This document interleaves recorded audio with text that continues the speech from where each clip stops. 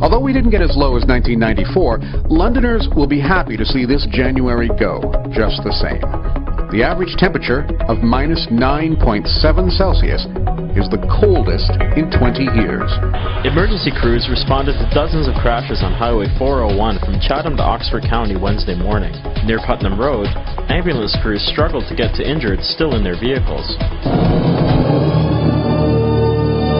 The curtain finally rose on Fanshawe College's debut in downtown London. The Centre for Digital and Performance Arts, called the Howard W. Rundle Building, will be home for 400 students. The energy and excitement that those 400 students have generated in the downtown core is priceless. I'm running because, like you, I know that we can do better. And better starts when our leaders listen more than we speak. 15 months after Terrell Johnson was shot and killed in downtown London, a Kitchener man was sentenced to 14 years in prison. 14 years for my son. She didn't put a parole ban on it, so he can ask for parole. What's the city of London coming to? It's just another Toronto. It's terrible. I love you, Rel. I love you. As 10-year-old Tyler Brooks lays in a Toronto hospital bed fighting for his life, the man who hit him and then drove off was sentenced to 3.5 years in prison. Not fair that my son gets life sentence and this guy only gets 3 years. Tyler is not able to eat, he's not able to drink.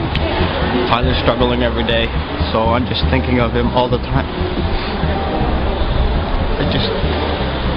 I really don't think he was sorry. After 148 years in business, Kings Mills Department Store has started the long goodbye. The family-operated department store, which opened in 1865, announced in September that it was closing and their building was for sale. I'm not happy. I mean, with Kings Mills closing, I think our downtown is finished. David Cake, 36, pleaded guilty in February to obstruction of justice for what he did the morning of November 1st, 2013, after 29-year-old Adam Cargis died.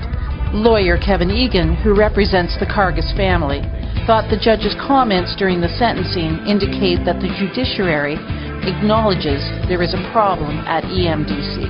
I think his comment in regard to go along to get along, the culture in there that everyone seems to be aware of and is not being fixed.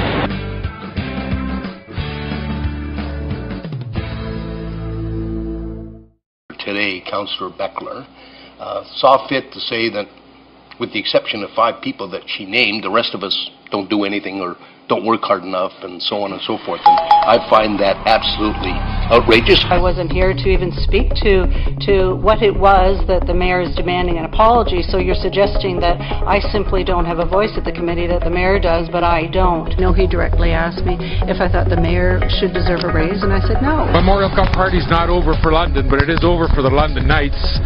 They became only the 2nd team in Canadian Hockey League history to be the host of a tournament and also to wind up being eliminated as the host, going 0-3.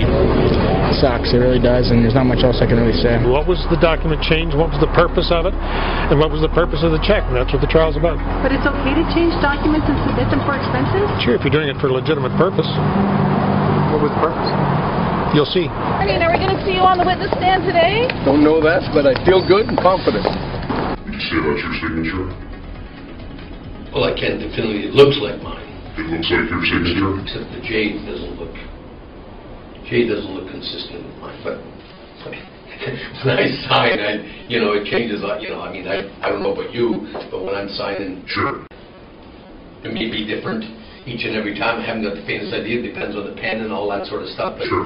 As I said, I'm going to have to live with this for the rest of my life. But I got a lot more to offer. Thank you. Councillor Polehill 6, Councillor Beckler 8.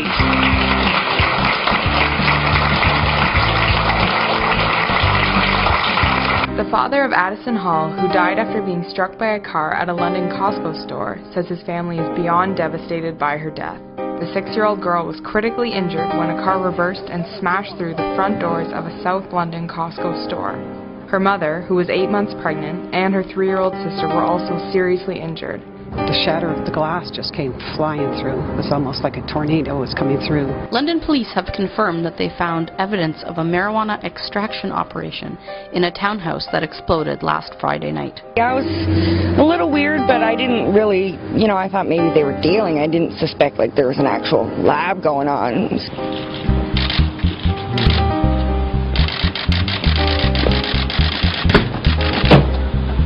Where are you traveling to, Mr. Kanofsky? Justin Bieber, scheduled to make his first appearance in a Stratford courtroom to face charges of assault and dangerous driving, was a no-show. In fact, no one really expected him to be there. But that didn't stop fans like Cassandra Waiter from driving 7 hours from Elmer, Quebec to catch a glimpse of him. Oh, I don't know. Every day I live just for him. Like, he just helps me just like want to be better and believe in God and stuff, because I didn't. I was just like, but now I believe in everything. We're a city of almost 400,000 people, and we've been told we can't establish food security. What's with that? How can it be that we're surrounded with some of the best farmland in the world and people are still going hungry? What's with that? Thank you to you all. This is for the future, folks, and thank you for spending the time, taking the effort. We're doing this because we love London. We see the potential, we see the future, and we want London to excel, to be the best there is. London's new City Council made a triumphant entry into the Convention Centre ballroom in front of 800 fellow citizens who came to celebrate the biggest political turnover in modern London history.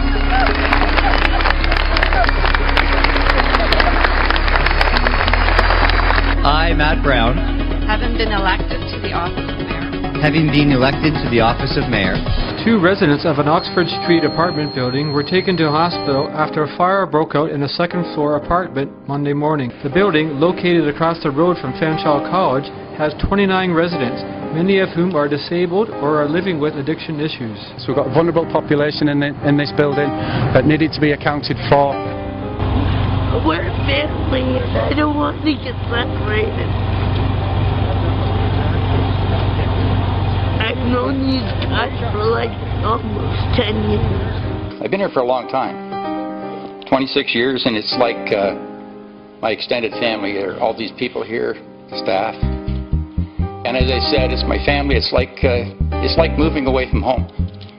So, and after 166 years on Thames Street, London's historic Fugitive Slave Chapel was finally moved to its new home. You can't put into words what it feels like to see this building, even though it looks dilapidated, coming here to its daughter, so to speak. Because what it tells me is that we must never give up.